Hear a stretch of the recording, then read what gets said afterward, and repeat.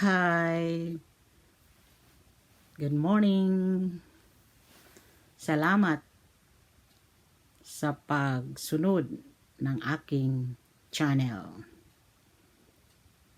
Umpisahan ko na ang istorya ko ngayon, kung ano talaga ang istorya sa buhay ko. Ang buhay ko ay simple lamang. Ako ay isang individual na nag-strive na malip up ang sarili kong tiyaga. Sabihin ko lang na ako ay isa lang, yung parang ambisyosa at may ambisyon sa buhay. Yan ako. When I was young, I graduated my college majoring in foods. I landed a job in the Philippines in the government. I enjoyed my job. To find a work in the Philippines is, very exciting because it was community work. I work with health workers in every municipalities. And I was young that time, on my age 30. And I still have an energetic to proceed my ambition about my career. And because I am also an adventurous, there was offered an open visa in the Middle East, and that open visa was my career, and it will be working in the hospital.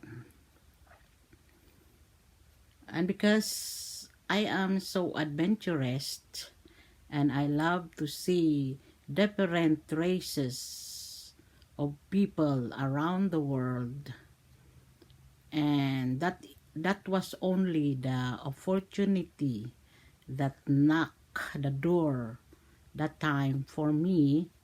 So I decided to quit my job and went there. That was a very long time ago, and it is not easy job because when a person work in a foreign land, I need to be stronger, I need to be smart, I need to be patient. And because I love my career and that was related my job, so I went there. For the brief story, I worked in different hospitals in the Middle East and the Kingdom of Saudi Arabia. That was the starting of my journey.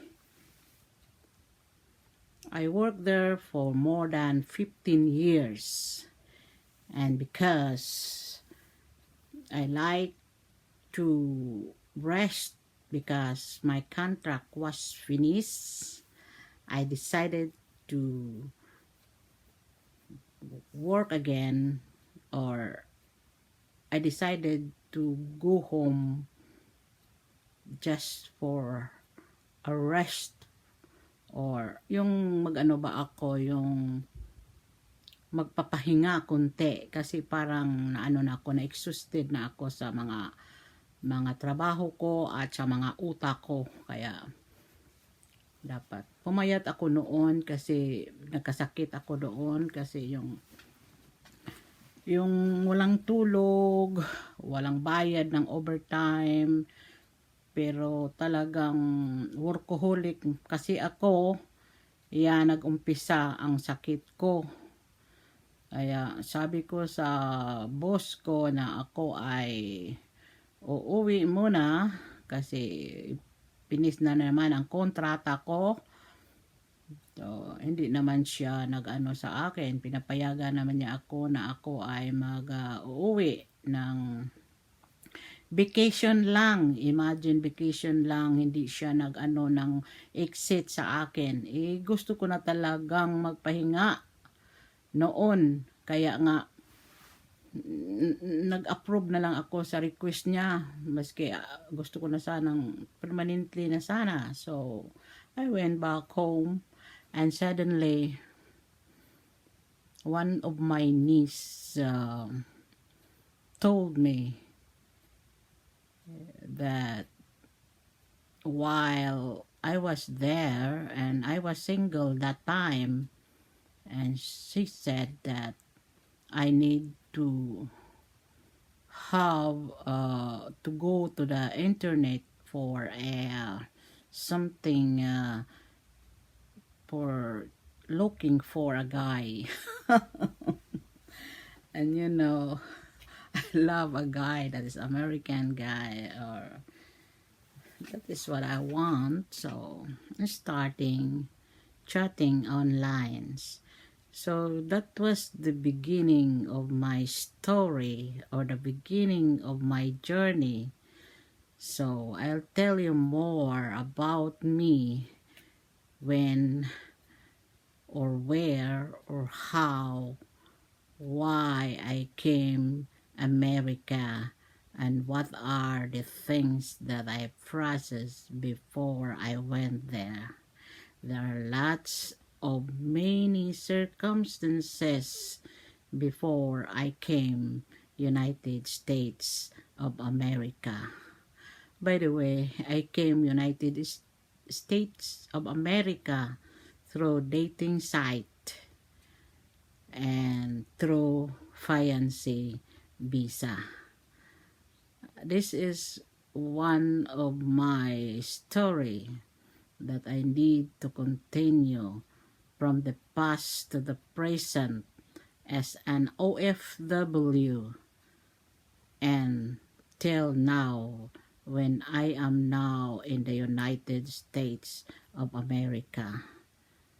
I am single right now, but I need to let you know what are my standing, or what are my weakness and my strong points of my life, and what is the way of living here in the United States of America, as well as in the Philippines. Just follow my channel. My life is just an ordinary way of life. Thank you for watching my channel. Bye-bye. See you later. Hi. Good morning, everyone. I'm back. I have a motto. This motto is one of my favorite. The surest way to make your dreams come true is to live them. Dreams do not work unless you take action. The excitement of dreams coming true is beyond the description of words. Thank you for listening my motto. See you later. Hi, I'm back. I like to continue my story about me, kung bakit ako nakapunta sa Amerika. Isa-isahin ko ang mga experience ko noong ako pa ay isang OFW ng Middle East, at saka when I back home in the Philippines, and then went to the United States of America.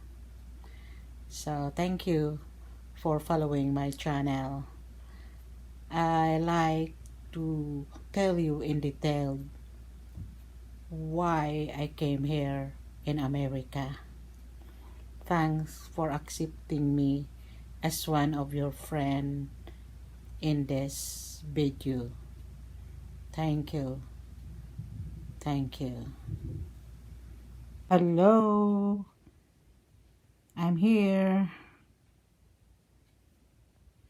Unahin ko muna ang aking pag-umpisa ng aking journey.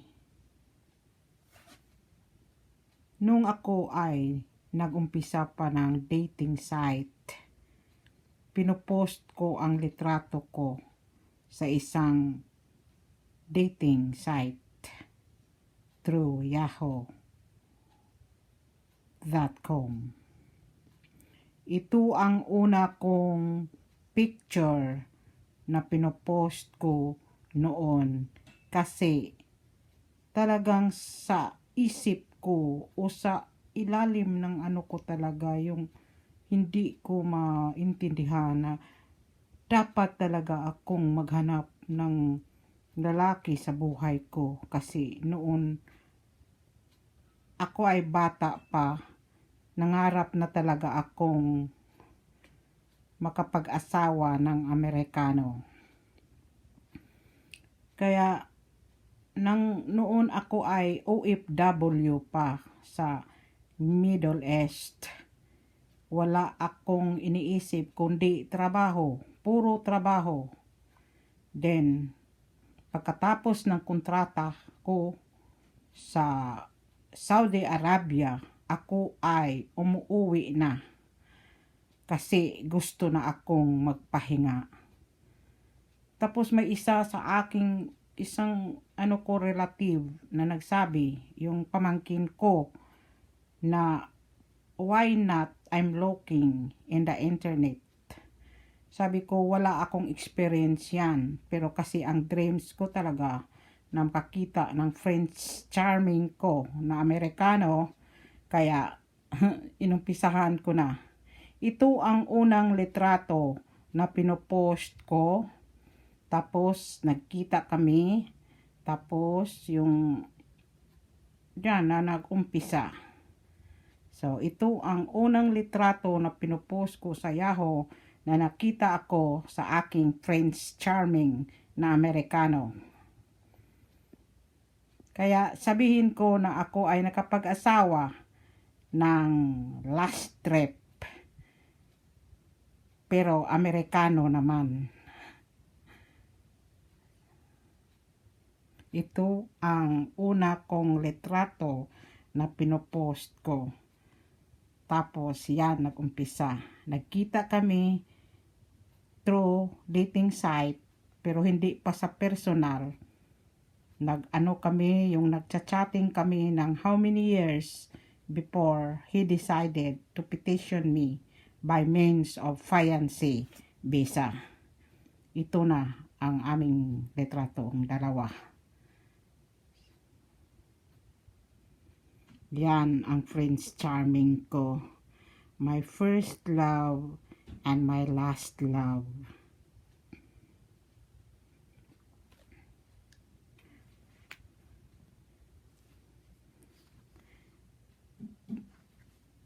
Tapos yan na nga, umpisa. Sasabihin ko sa inyo sa sunod kong episode kung ano ang nangyari talaga, kung kailan ako nakapag-start ng processing ng papilis ko by means of fiancé visa. And I like to tell you more about me as an OFW before I came America. So next episode, I'll tell you more about me. Thank you for watching my channel. God bless. Bye-bye. Hi, this is me. Thank you for watching me. Good morning, everyone. Thank you. I like to tell you about my story. My story is just an ordinary life.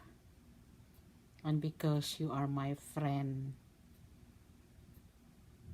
I am happy to tell you about me. Thank you for watching me. See you later. Hi everyone. Mayong buntag, magandang umaga.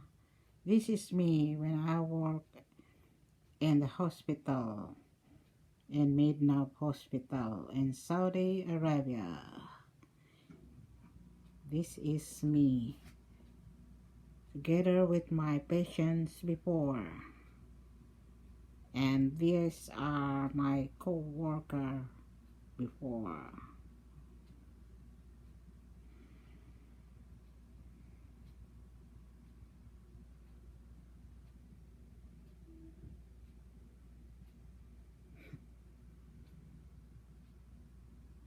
Memory on my younger days as an OFW in Saudi Arabia.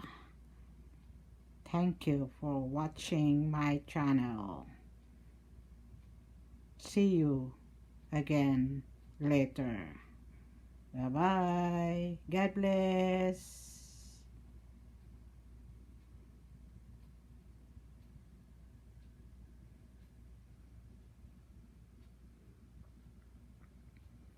Sa sunod kong istorya, yung nandito na ako, pabalik sa Pilipinas bago ako nakapunta ng Amerika. Thank you for watching my channel. God bless. Thank you. Bye-bye. Hi, I'm back. Unahin ko ang pagka-OFW ko noon. Thank you for following my channel. Ito ang litrato ko noon, yung ako ay OFW pa. Mga memory lang. Sana maintindihan nyo ako. Mga kaibigan ko sa Pilipinas at saka United States of America. Thank you for understanding. See you later. Hi, good morning everyone.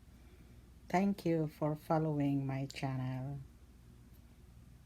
I like to tell you about me and some experience in my life. Thank you. See you later.